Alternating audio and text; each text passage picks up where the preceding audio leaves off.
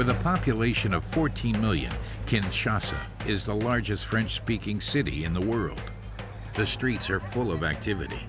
Many people get up very early, at around 5 a.m., and take on several jobs during the day to get by. Africa News, Palmarès, Machette, Lefa, Reference. They can be couriers, sweepers, maggot sellers, or even jewelers. At midday, they count their money, often dreaming of making a fortune. Tout le monde rêve d'être millionnaire au Congo. Il y a l'argent, si tu cherches l'argent, tu dois trouver. They even dream of wealth in this slum, like 80% of its inhabitants. Albert, a fisherman, lives on less than £1.50 per day. The country's richest people live just opposite him. Ça, c'est la cité du fleuve. Bon, ils sont riches, mais nous autres, nous sommes pauvres. Lui fait le commerce, et nous faisons la pêche. This apartment complex is reserved for the new upper class, and of course the millionaires of the Democratic Republic of Congo. It's impossible for anyone from the outside to get in.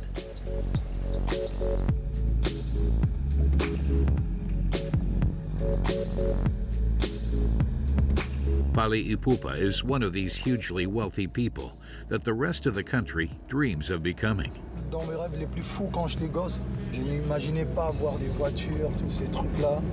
Je voulais chanter, être reconnu à Kinshasa et puis un peu partout en Afrique.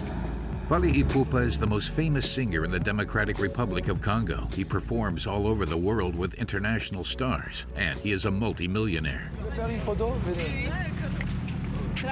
My guy! I love you, man! I love you too.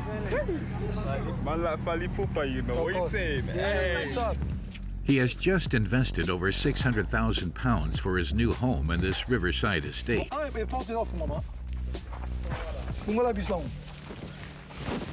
J'aime beaucoup être ici, surtout les dimanches.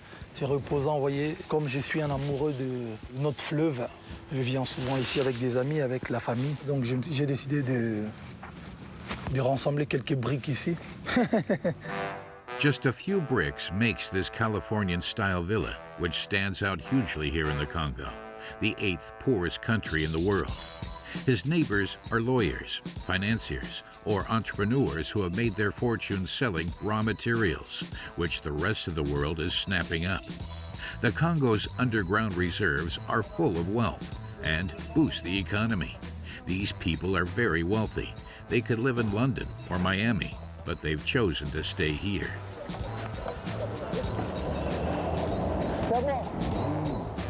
Fally likes to relax far away from the hustle and bustle of the city center. The Congo River, one of the longest in the world, is the city's playground.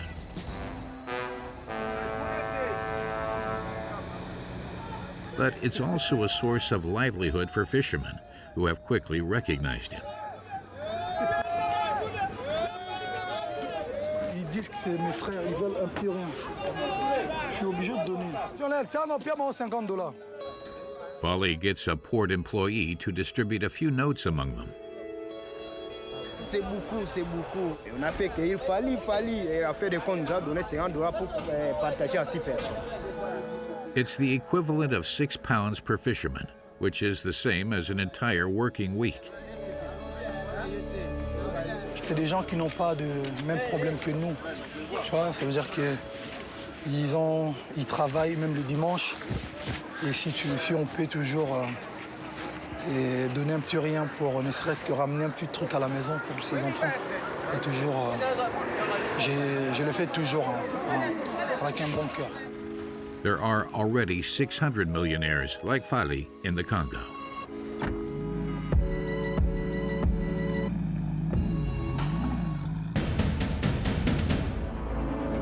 The Democratic Republic of Congo is the largest country in Central Africa.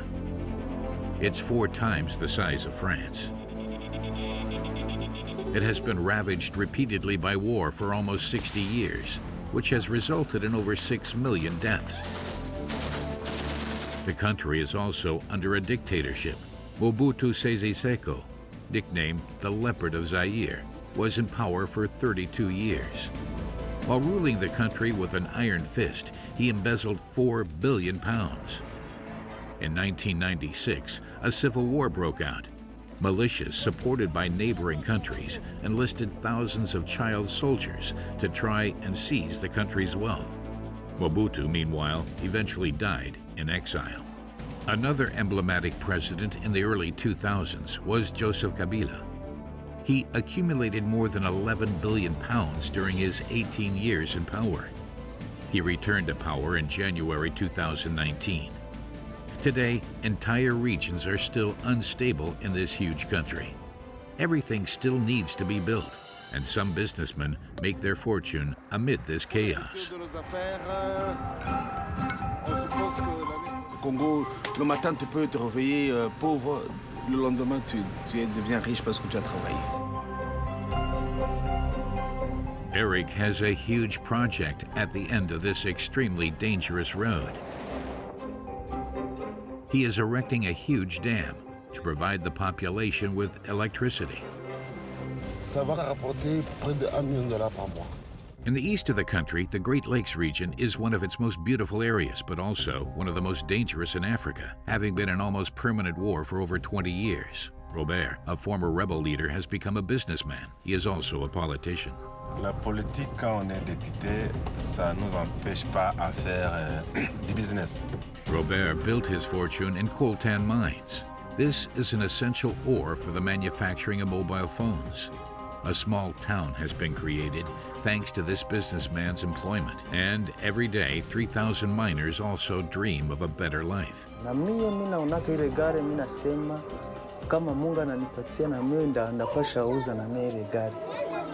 The Congo's underground wealth has really boosted the economy. An upper class is emerging, and in Kinshasa, the capital, new products are appearing. It's about $20. But the majority of the population is still extremely poor. With such disadvantage, these people find refuge in religion, which provides a windfall for corrupt pastors who have practically become stars by selling miracle cures at a high price. Ça guérit beaucoup de maladies. Ça guérit même le sida. We have traveled to one of the most chaotic countries in Africa to understand how its people manage to get by, and sometimes even manage to build huge fortunes.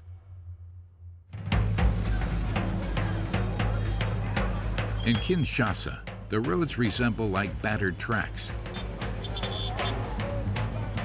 They are difficult to navigate. In this huge mess, a young woman is fighting for her future. She is called Bukembi.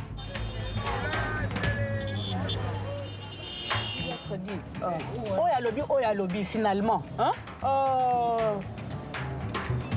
ce sont des agents de l'ordre. On est censé suivre ce qu'ils disent. Mais alors là, je suis devant deux agents de l'ordre qui me disent l'une de prendre la gauche, l'autre de prendre la droite. Je suis censé faire quoi? Bukembi is in the middle of a test. Sat in the back, Arnaud must evaluate her ability to sneak through traffic and put a bit of pressure on her. Après, vous allez tourner encore, vous ne pas prendre la droite ici. Vous ne connaissez pas la route apparemment. Tournez à gauche, allez, prenez la gauche, suivez la voiture là. Bukembi has applied for a job as a driver in a startup company. The company was created by a Congolese businesswoman who wants to lift women out of poverty and is recognizable by its pink cars. Bukembi was a nurse until this point. If she passes the test, she will triple her salary, raising it to £200 per month. J'ai hâte de commencer mon travail, espérant que ça tienne et que le test soit positif. On fait les tours et puis on rentre au bureau. To give herself the best chance, Bukembi stays in character right until the end. But it will be a few days until she finds out if she has got the job. There are already about 15 cars in the company's car park. The startup wants to create high-end services for the middle and upper class. There are drinks, cakes, and even a Wi-Fi connection to allow clients to work while they sit in Kinshasa's traffic jams.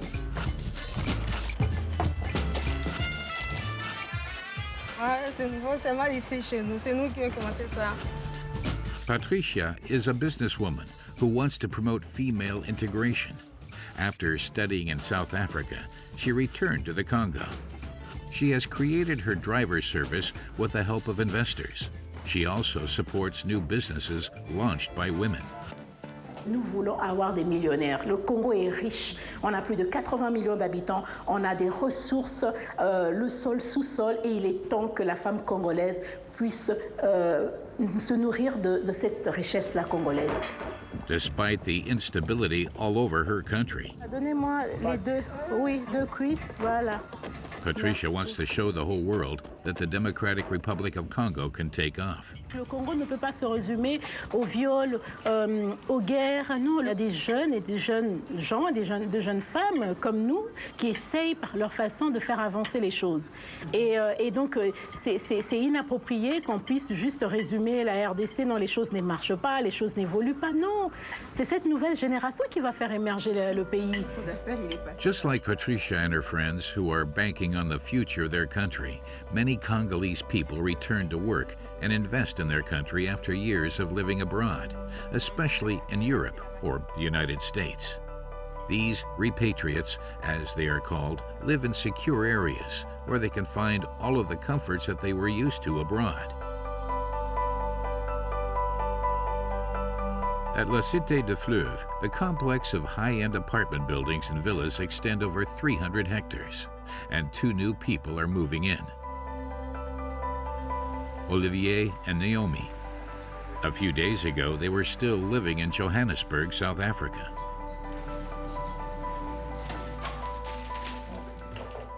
C'est vraiment le number one des priorités, vraiment. La machine à laver. Laisse-moi, je savais que t'es d'accord. Et le lit, hein?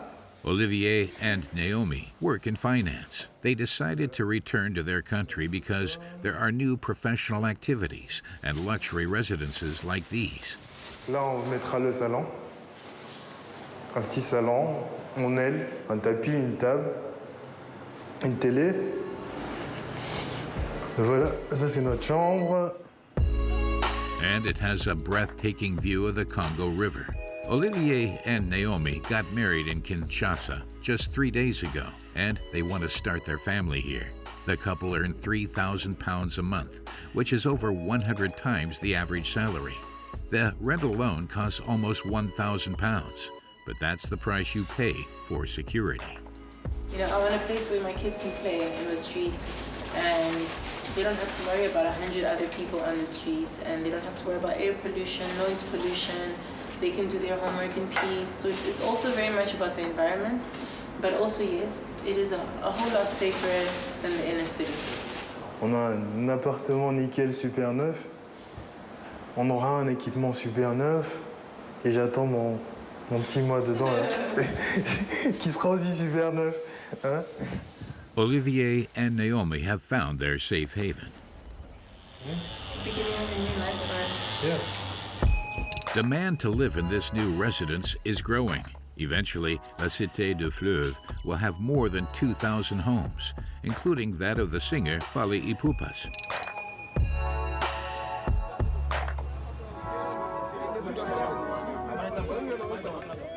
We find him in a large house, which he has rented as the backdrop of his new music video.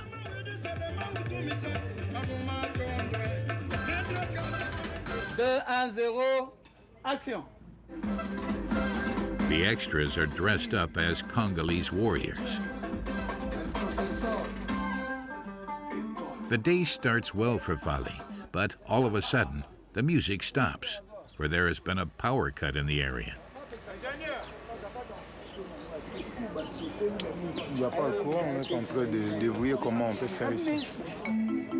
Fally and his team are stuck.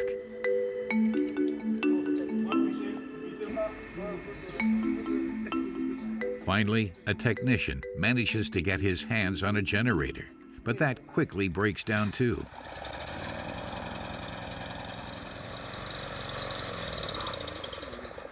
Fally is desperate, even though he is used to such disappointment.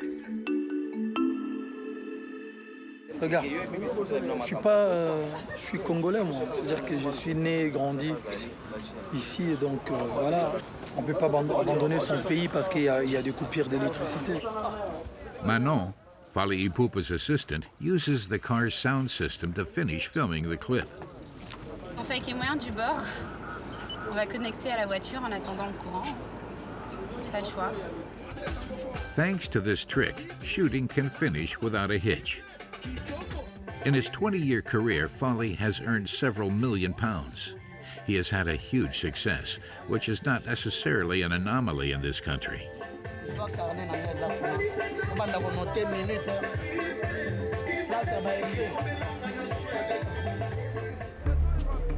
Congo's underground is rich in minerals, which have helped make the fortune of several well-advised men. One of the main resources is coltan, which, once it's been transformed, is used in the manufacturing of mobile phones. The mines are in the Great Lakes region, in the east of the country, on the Rwandan border. In Goma, the capital of North Kivu, conflicts have been raging for over 20 years. Armed groups are trying to seize the land's wealth. The UN permanently deploys 16,000 peacekeepers to maintain a semblance of peace in the region. The region is very poor, traumatized by successive rebellions and massacres. Those who have made their fortune, especially in raw materials, live in the luxurious Lake Kivu. One of the region's most important businessmen lives in this huge villa. There is a watchtower with a huge police presence at the entrance. It's a true fortress. Its owner has several tens of millions of pounds. Oui, quoi?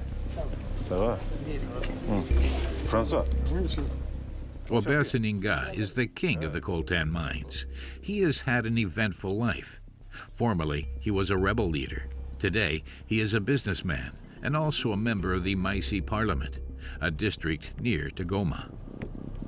La politique, quand on est député, ça ne nous empêche pas à faire du business. He even admits that his power has helped him to become an owner of some of these mines. Robert Seninga is also the president of one of the largest corporations extracting coltan in this region. He is always escorted by armed guards as he regularly receives threats.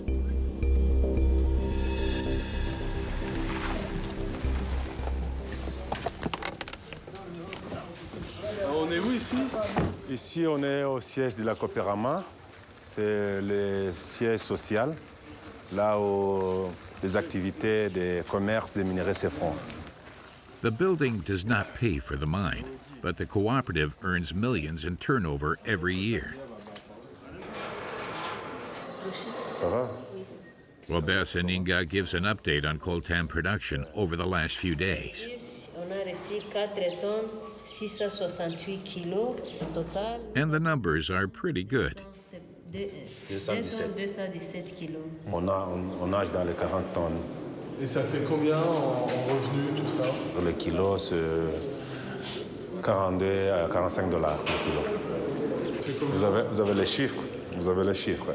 Vous avez les chiffres avec vous. Oh, voilà. Robert Seninga prefers to remain discreet. These last few days, the mines have given a lot to the cooperative and to their owners, almost 2 million pounds. The businessman employs 3,000 people to achieve these results. He claims to be a faultless boss. Dans vos mines, il n'y a pas d'enfants, il y a du cas d'enfants. Il n'y a pas d'enfants, il n'y a pas d'enfants parce que c'est interdit. Il y a les agents qui sont chargés de veiller à ce que les enfants ne se retrouvent pas dans la mine. Les enfants doivent se retrouver à l'école et non dans la mine. Il faut avoir des casques, des bottes, des cachenets, tout ça. Helmets, boots, and masks are mandatory in the mines to ensure the workers' safety. In fact, the site could be a model example for the region.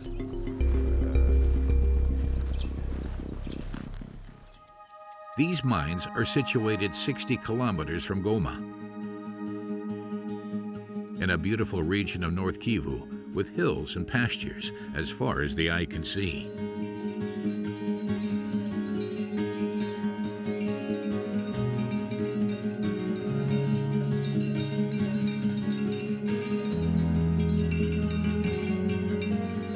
It is also one of the most dangerous regions in Africa. It has been at war for over 25 years. In 1995, one of the worst tragedies of the 20th century broke out in Rwanda, a genocide which would kill almost 1 million people. Hundreds of thousands of survivors fled to the neighboring Democratic Republic of Congo, and North Kivu in particular. But militants who took part in the massacre joined the exodus. Since then, this region in the east of the Congo has been extremely volatile. Dozens of rebel groups are clashing, and, in particular, they are trying to capture some of the Congolese underground wealth.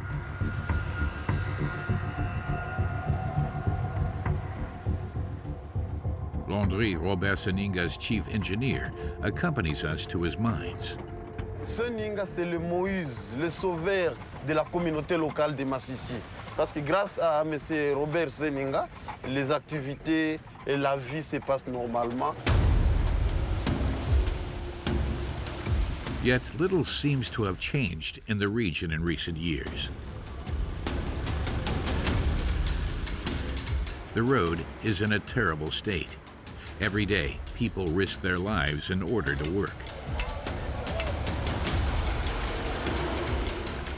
Our car struggles to get to the ravine, despite several attempts due to crevices full of water.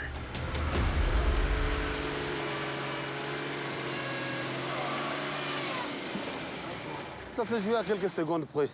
Non, sinon on allait se retrouver, après quelques secondes on allait se retrouver dans cette rivière-là. Et là on serait foutus. Fatal accidents are common on this road. Oh, génial, on est sauvés. It will take us a total of 5 hours to travel just 60 kilometers. On arrive. This is Rubaya, a town near the mining site. The town has boomed recently, growing exponentially in just a few years. Today, 10,000 people live here, practically cut off from the outside world. Life is organized. There's a sewing workshop, a hairdresser's, and even something that's turned its inside into a nightclub.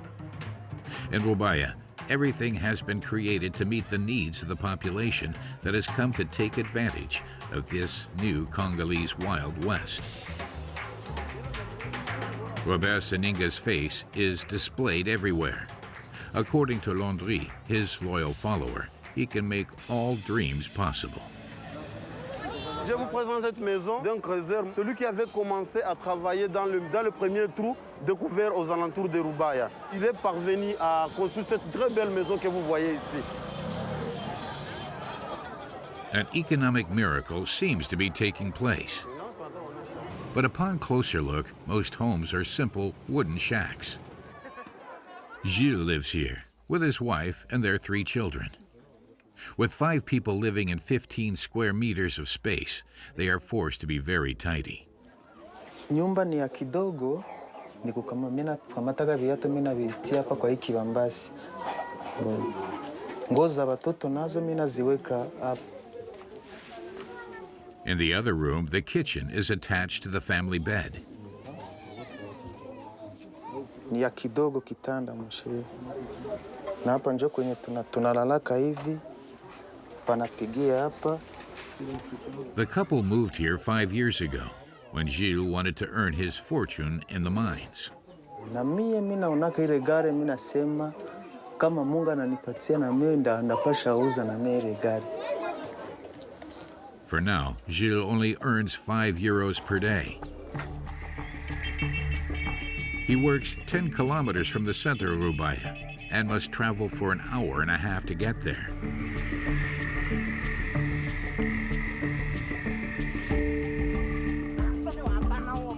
Hundreds of coltan extraction sites surround the area.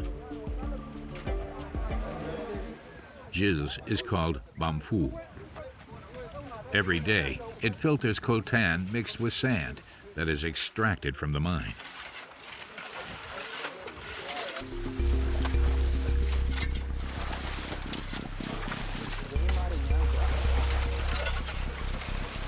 Hapa niko natumikisha mikono. Beshi natumikaka, kisha mikono sasa nayo inasukura mzuri na kamata.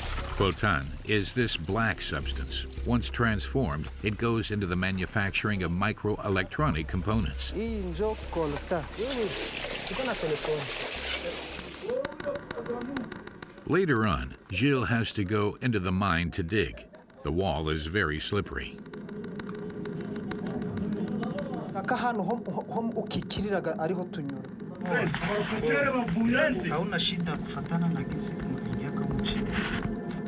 And there's no safety measure to rely on along this 15-meter descent.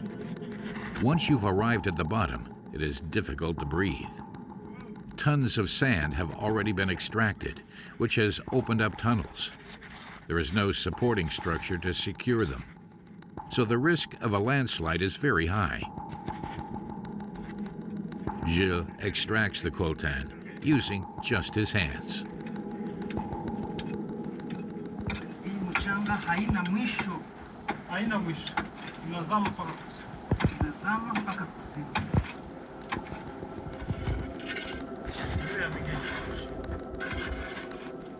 Priority is given to extraction, never safety.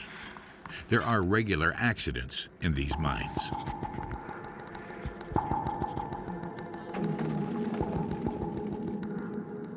C'est très dangereux quand même d'être ici. C'est effroyable, mais c'est au toit. But Landry, our guide, doesn't see the problem. Dans le mine de Rubaya et partout où nous travaillons, il y a des cas où on enregistre des morts, des cas où on n'enregistre pas des morts, et quand des glissements de terrain, il y a tout avoir des morts. Imagine si ça engoufflait vers nous comme ça. On sera asphyxié. Il y aura ceux qui peuvent résister et d'autres qui ne peuvent pas résister. There are no official figures, but men regularly lose their lives extracting coltan. Upon leaving, we notice that some of the miners seem very young. Landry seems embarrassed. Niko na 20 ans. Il a 20 ans d'âge. Il a 20 ans? Oui. 20 ans. Non, il a 20 ans, vous le voyez. Et si vous pouvez voir quelque part qu'il a une mince taille, vous pouvez croire qu'il est trop jeune, mais il encaisse là. Of Gilles' 30 or so colleagues, at least half don't seem to be older than teenagers. This site isn't an anomaly. We meet a lot of children in the region who hide from the camera. According to UNICEF, mines allegedly employ 40,000 children. This mineral, which is generating fortunes, steals these children's childhood and sometimes even their lives.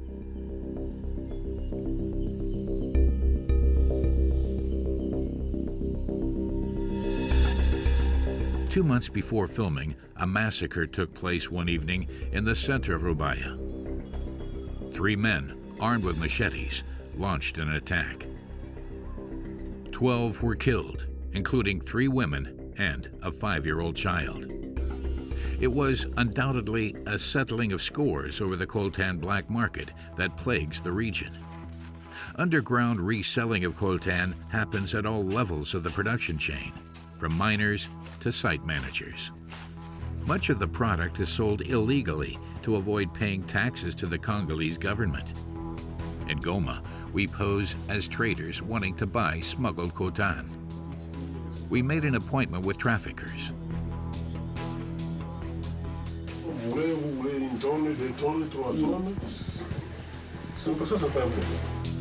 The traffickers present us with different coltan samples to try and convince us.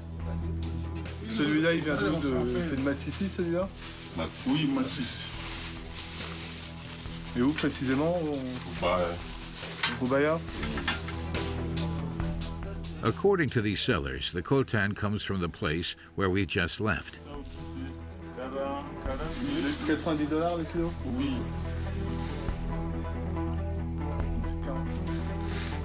This coltan is tax-free.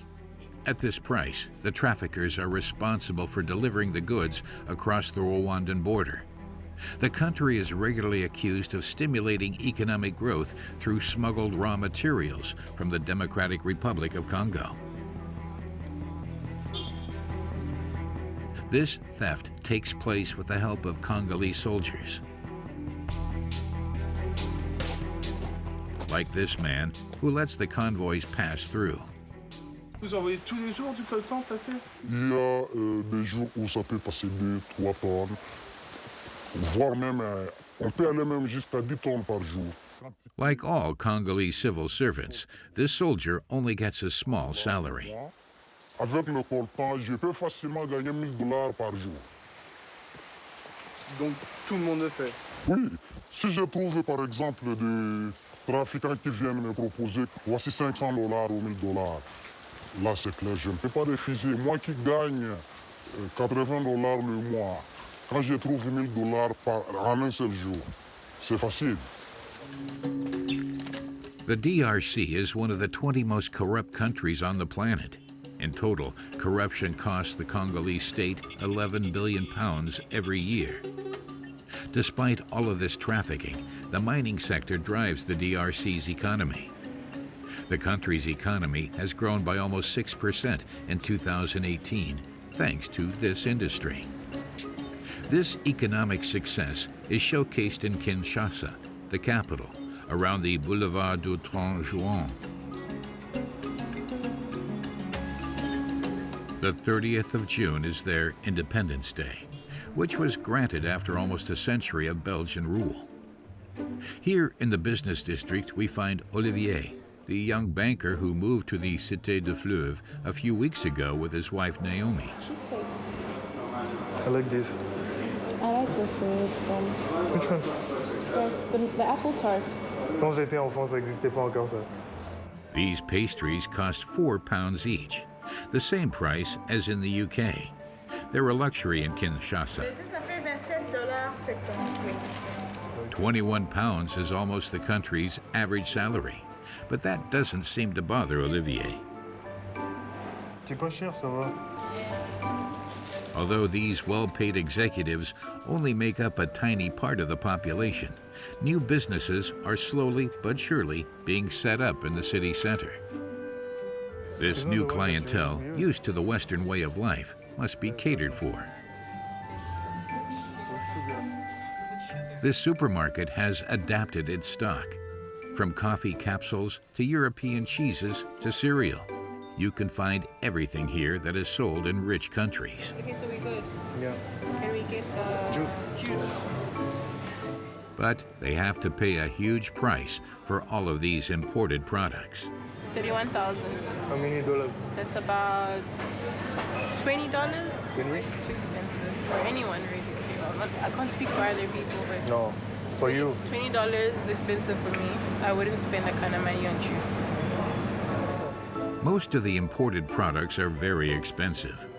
A 4-pack of yogurts comes to almost £8.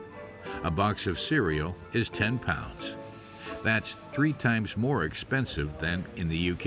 You know the perception that people that live in Yeah, Europe have when they hear of Congo, they think war, they think the jungle, they think uncivilized people.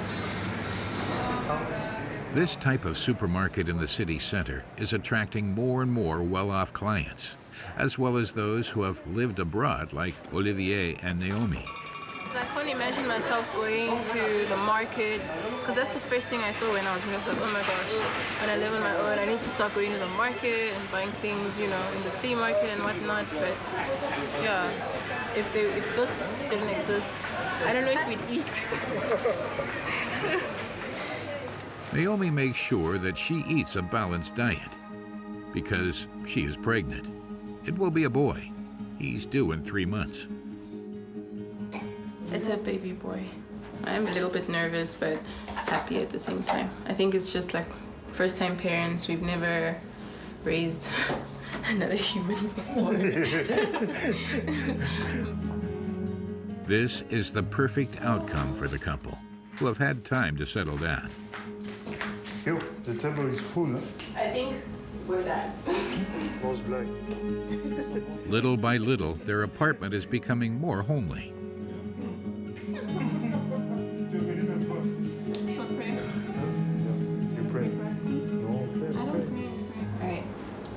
Father, thank you for this meal. We thank you for entry to the years. This meal gives them a chance to consider their child's future, which will most likely be in the Democratic Republic of Congo. S'il veut devenir médecin aujourd'hui, on a les moyens pour lui payer des études de médecine. S'il veut devenir sportif, on a assez de moyens pour le mettre dans une académie et faire du football, du basket. I want him to be an entrepreneur. Why? Because I want him to be his own boss. And I don't want him to spend his life working for somebody else. An entrepreneur, the job that young Congolese people dream of. The job is demanding, but the success more than makes up for it. This evening, an entrepreneur is celebrating an exciting new contract. He is called Eric Monga. This business leader is also at the top of an employers' union.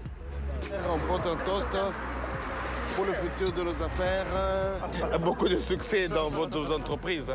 Eric's friends are drinking only the best champagne. They are celebrating good news. The businessman has just come back from Florida in the USA, where he met with investors. He is in the process of convincing them to fund his project, which is certainly ambitious and which will cost upwards of 250 million pounds. Il a négocié un contrat qui a abouti, que je ne peux pas dévoiler ici. Ça vaut la peine de prendre quand même un verre de champagne par rapport au contrat que notre ami vient de négocier. Eric wants to construct what will be one of the Congo's largest dams. Today, less than 1 in 5 Congolese people are connected to the electricity network. Eric is hoping to fill part of this gap with this new project. Chaque fois que nous sommes devant un problème, il y a une opportunité d'affaires qui vient derrière. La population doit manger, la population doit se vêtir, et nous, pour l'instant, nous voulons donner l'année prochaine l'électricité à la population. In time, Eric will improve the living conditions for some of his 81 million fellow citizens. The businessman is from Lubumbashi in the south of the Congo. He has made his fortune by creating a company specializing in the analysis of minerals. The entrepreneur is leaving this morning for an expedition on the site of his future dam. Hey, Isaac, on va y aller. It is 350 kilometers away. Eric is looking to check the river's flow rate. But the road is extremely dangerous, and Eric asks his colleagues to be careful. Donc on vous attend directement à Calera. N'oubliez pas qu'on doit faire la route de jour, hein? On ne veut pas rouler de nuit. There are no lights, very little signage, and potholes everywhere. The National Road 1 highway, which crosses Katanga, is one of the most deadly roads in the country. Many lorries transporting minerals and chemical products used in the mining industry use this road every day. Acide. Drivers on this road will take any risks necessary to ensure timely delivery of their precious merchandise. Les routes au Congo tuent. Les accidents sont nombreux. Il y a des conducteurs fous. 3 of the 11 passengers in this vehicle were just killed just a few hours ago. But that doesn't affect these drivers. Eric is worried. A high-speed car suddenly comes by a little too close. Il y a un monsieur derrière là, qui me talonne, là, qui veut me dépasser, qui fait le fou, qui est vraiment impatient.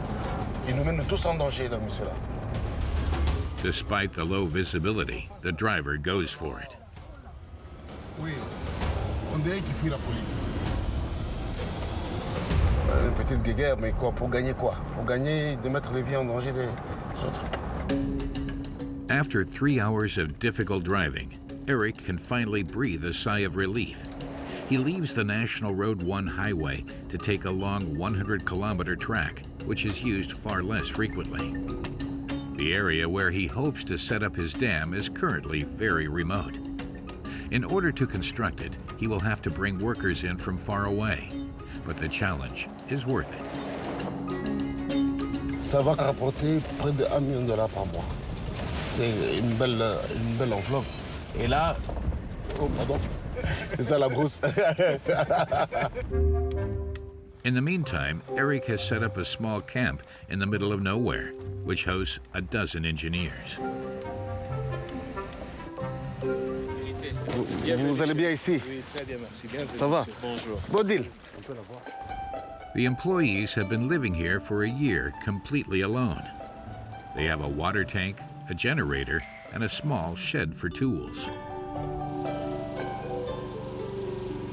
Quand est-ce que le soleil se couche ces jours ici?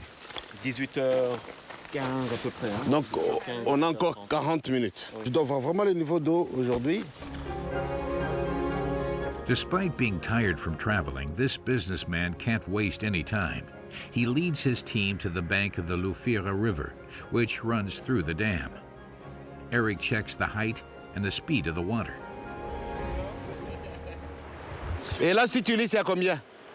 La hauteur actuelle de l'eau est à 1,63 m. 1,63 m par rapport à l'échelle là-bas. The project has already successfully passed all of the feasibility tests. Nous sommes à peu près à 735 mètres et le barrage va arriver à 830 mètres. L'eau va s'arrêter au premier niveau, là, presque à la lisière de là où le soleil s'arrête, au-dessus là-bas. Donc tout ça sera le lac qui sera par là. The project will be one of the 5 largest in the Congo. With a height of 90 meters, it will produce 150 megawatts of power, which will be able to provide 500,000 people with electricity. It will supply the equivalent of the population of Manchester. The dam's construction is expected to create almost 3,000 jobs and boost the region's economy. Construire quelque chose dans la vie qui reste et qui peut servir à toute une communauté, rendre heureux tous les paysans qui n'attendent que ça, qui n'attendent que cette énergie pour se développer. Several large investors, notably Americans, have registered their interest in the project. Eric hopes to gather the £250 million needed for the project in the next 3 years. Upon returning to the camp, he has a small surprise for his team. Un proverbe ici qui dit "Kutoma le kwambaula." Ça veut dire buvez et parlez. He has asked his cook to prepare a celebratory meal of traditional dishes. Ça, c'est les ngaïngaï cultivés à Boari. Boari, c'est tout près d'ici. Tout près d'ici. Ça, c'est les lengalenga. Lengalenga. Oui, les amarantes, cultivés aussi à Boari. À Boari. Donc. Merci. Eric believes that in this country, one of the least developed in the world, there are various opportunities for success. You just need to dare to take a leap and get started. Nous avons vu beaucoup de gens venir au Congo, aller là où c'est difficile, là où il n'y a rien, et s'en sortir. Et pourquoi pas moi?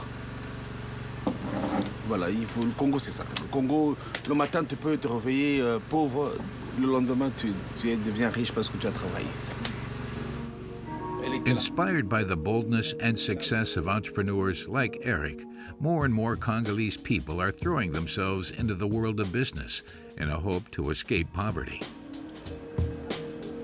And this dream motivates thousands of women in Kinshasa every day.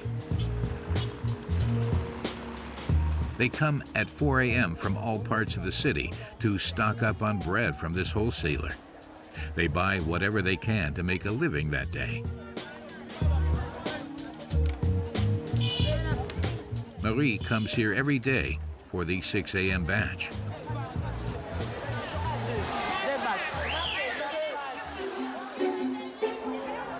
Marie was widowed 6 months ago and therefore has the huge responsibility of bringing enough home to feed her whole family.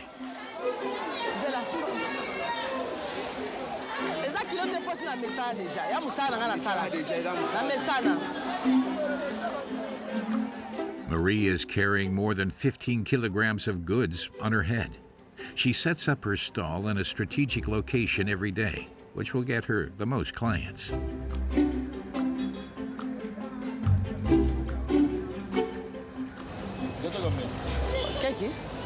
300. Tu auras mis balai. Là, tu me balai pour quitter là. Merci beaucoup. Bon, je suis Fally Pupa maman parce que elle est à Ming. Elle a la propriété pour Thanks to her smile and her kindness, Marie usually attracts a lot of customers.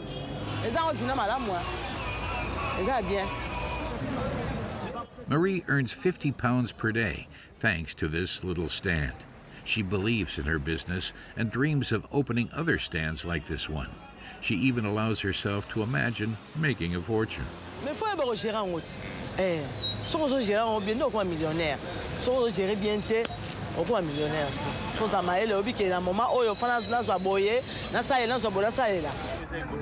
But there's still a long way to go because Marie's net profit for a day's work is just 15 pounds. And a third of this sum needs to go towards renting a small apartment with a kitchen on the landing.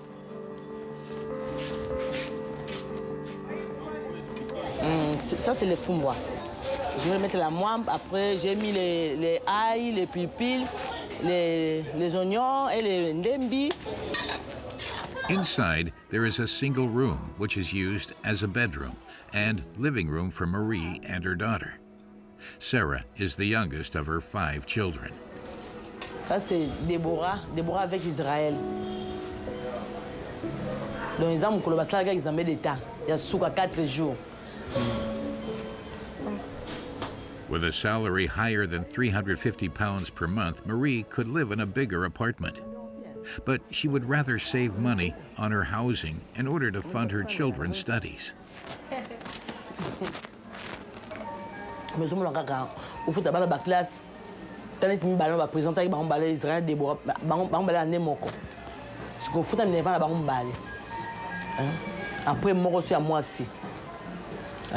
Marjorie.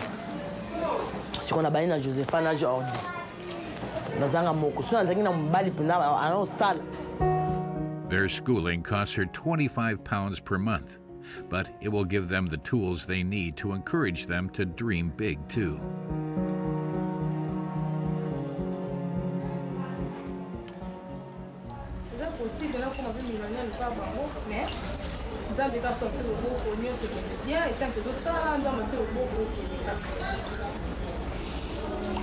Like 90% of Congolese people, Marie and her daughter Sarah are Christians.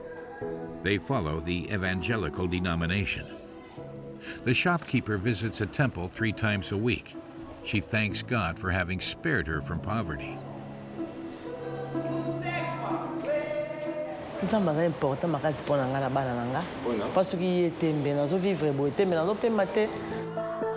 Evangelical churches thrive in the Congo, much like in many other African countries, and by exploiting the Congolese people's strong faith and sometimes their naivety, some religious leaders have become millionaires.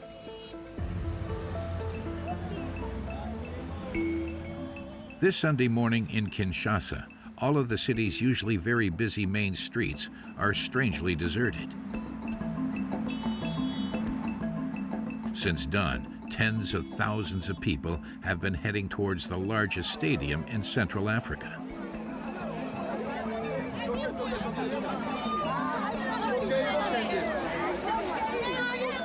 "80,000 attendees are not there for a football match or a huge concert. They have come to hear a speech from a man who sells a juice which supposedly has extraordinary powers." Devant la morgue, j'ai pris un verre de jus, et le ventre qui était comme ça, verdâtre, ça s'est abaissé directement. Parce que je suis témoin vivant, il est prophète, il est prophète.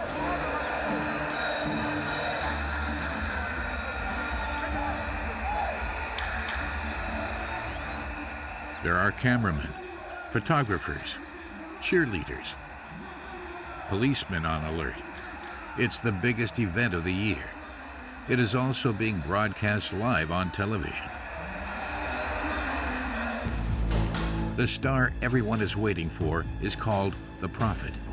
He lives a few kilometers away from the stadium. We find him at his home, where his escort is already ready and dressed impeccably. His bodyguards are also his disciples. Le prophète Condé, il est vraiment un homme de Dieu, un envoyé de Dieu. Il fait tout ce que Jésus a fait. Le prophète Condé fait aussi ça. Donc, il est vraiment homme de Dieu. C'est notre prophète et c'est Dieu qui nous a envoyés ici dans notre pays. The prophet Condé is this man with a floral shirt. Dominique, his first name, created a Christian church in the Congo, which has 5 million followers. It is a success story that could make people jealous. Dominique Condé says that he regularly receives death threats. J'ai subi aussi beaucoup de problèmes, de menaces à mort tout le temps. Des menaces de mort? Oui, même en Angola, il y a des criminels qui sont entrés pour venir m'abattre. Ils sont entrés avec des pistolets. In his living room, the so-called prophet is proud to show us his dozens of diplomas. He is recognized as a scientist, a scholar, and a universal minister of peace. He also received the Medal of Civic Merit from the ex-president Joseph Kabila. He also has a peculiar diploma on display which has the European flag on it, congratulating him for having introduced the juice which delivers and saves. Vous êtes un docteur. Vous êtes un docteur. Bon, tout cela, ça peut venir, on peut vous appeler, on peut vous donner beaucoup de titres, mais un jour viendra, on ne serait plus. The prophet doesn't really respond to the question, but this supposedly miraculous juice has made him a fortune, and perhaps that of his church as well. His first clients are these many loyal followers. It is 2 o'clock. Dominique Condé, surrounded by his armed bodyguards, leaves for the stadium. Mais on est là tout simplement pour essayer de remonter ceux qui sont faibles, de conseiller, de prodiguer des conseils à ceux qui sont dépourvus de moyens, dépourvus d'essence pour qu'ils puissent vivre, même dans la disette, mais avec beaucoup d'aisance.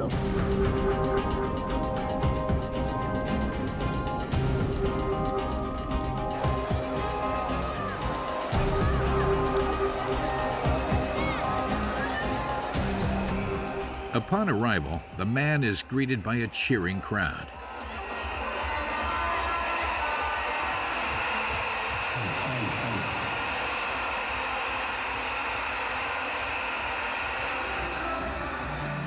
Before going on stage, Dominique Condé greets Bruno Tshibala in the crowd, the country's prime minister. After prayers and hymns, the prophet reads his sermon. It is a call for everyone to keep faith in the future.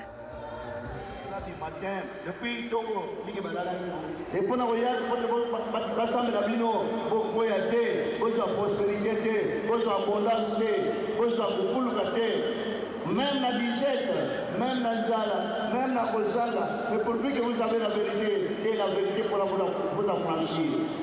Amen, Bota. Vous n'ayez peur de rien, parce que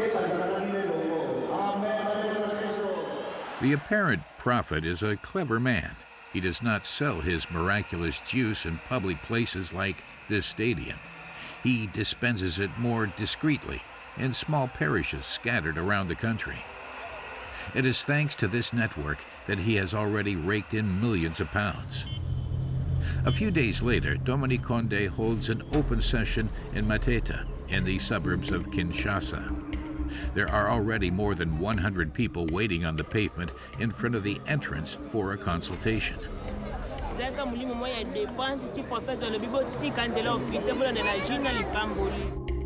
At 11 o'clock, Dominique Condé arrives in his large 4x4 worth several thousand pounds. Amen. Merci. All of his followers have come for his supposedly magical remedy. But before being allowed to get it, you must go to the cash register and make a small donation. Dominique Condé meets a long line of ill people. This woman suffered a brain hemorrhage a year ago.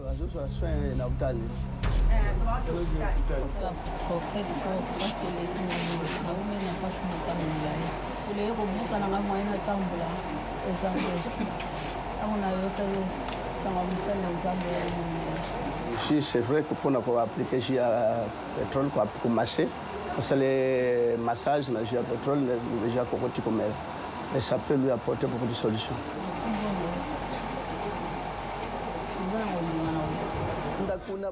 Consultations often only last a few seconds.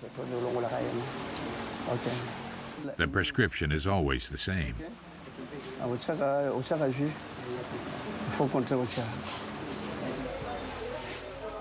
Once they've received a prescription, the ill people are directed towards the room next door, which is the pharmacy.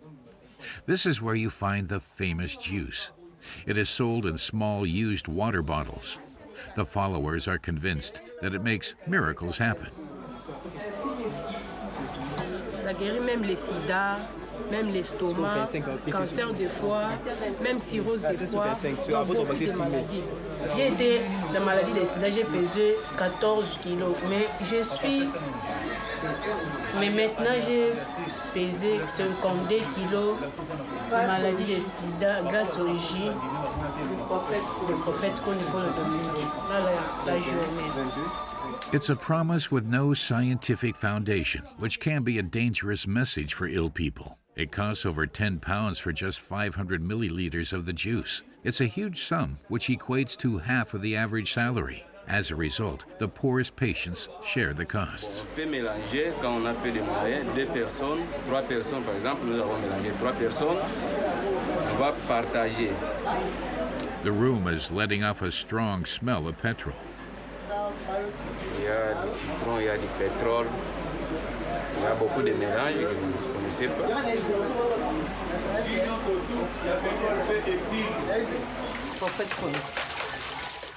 The juice is packed on site. The demand is so high that Dominique Condé will soon have to begin industrial production. He has just received the new packaging. Voilà les cartons de jus que nous avons. It mentions on the packaging that it cures diseases such as epilepsy, cancer, and even AIDS. How does it have so much power? If he could explain, it would provide a divine inspiration.